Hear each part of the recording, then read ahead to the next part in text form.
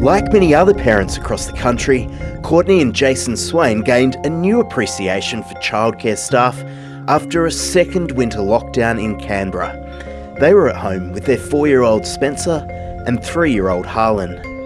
It went from having 3 different options, including my parents look after the kids, to having the 2 of us in the house 100% of the time. As a firefighter, Jason is considered an essential worker, so his children were entitled to childcare throughout the lockdown, but the couple chose not to take the risk. This time with the Delta strain coming in, it was really concerning for us. COVID-19 cases have been linked to a Canberra childcare centre. A cluster at a Broadmeadows childcare centre grew to 27 people in just 2 days. We have got to limit the number of kids that are in our childcare centres. As childcare centres and schools become a new front line for COVID infections, thanks to the unvaccinated youngsters, parents are asking what comes next. What is the forward plan for having those smaller kids vaccinated, and what does that mean for opening up schools and daycares in the coming terms? Right, who wants to go in the mud pit? Oh! Staff at this Sydney centre are doing their bit. 100% of workers are vaccinated. New South Wales was the first to introduce a mandatory vaccine requirement for childcare workers. The deadline was November 8. Other states and territories have set deadlines for later this year or early next year. But in Queensland and Tasmania, vaccination is not mandatory for childcare staff. They've had to extend the vaccination deadline a number of times in New South Wales because of the problems of getting vaccinated, getting appointments, getting time off to be able to go and get vaccinated. Childcare providers say the mandate has forced them to sack some staff and put others on enforced leave. Some staff have simply quit in a sector already facing a skills shortage.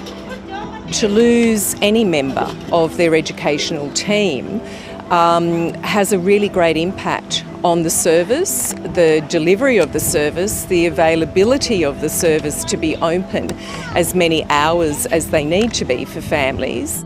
Industry representative Michelle Carnegie is warning staff costs will be passed on to parents without more help from government. We need them to give consideration to retention payments so as we can keep the staff who are already in the services, potentially relocation payments, so as qualified educators may be encouraged to move to areas where there are staff shortages. Yeah, keep going. At this Sydney childcare centre, attendances dropped by more than half during lockdown. We have around 35 children a day. Like right now, today, we have only 10 children. It's extremely quiet. Centre Director Graziella Sionsiowski calls families regularly just to check in. Hi, how are you? Yes, I'm good. She's already witnessed the impact of the New South Wales mandate. All of her staff are now vaccinated. We have some feel like they booked the vaccination. They was just waiting. The good thing is, as soon they make mandatory, it was so much easier for them to book the vaccination. But Graziella has a number of positions vacant. Vaccination may again prove an issue. It's been very hard to find some educators. And yes, if someone wants a job, please let me know. Gentle, guys. Childcare operators, if not their excited pupils, are recovering from twice coming to the brink of collapse during lockdown. A major new report to be released next week warns these staffing challenges are the tip of the iceberg. We knew before the pandemic that there was a projection for around 40,000 workers, new workers by 2023, and we had been seeing turnover rates in some early childhood education and care centres as high as 30%.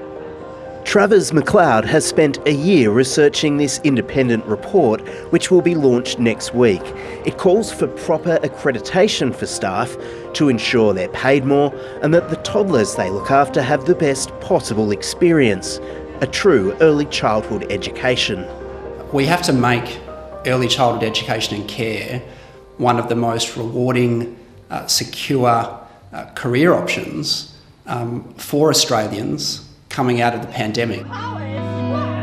As those opportunities are considered, for now, staff just want their young people to have a childhood uninterrupted by adult concerns. I hope when everything's open, like our life, it's going to be back to normal. Like we try, just show the children, like life can be normal.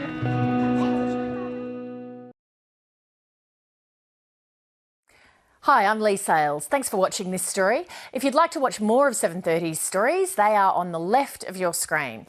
And tap on the button below to subscribe and get the latest from ABC News.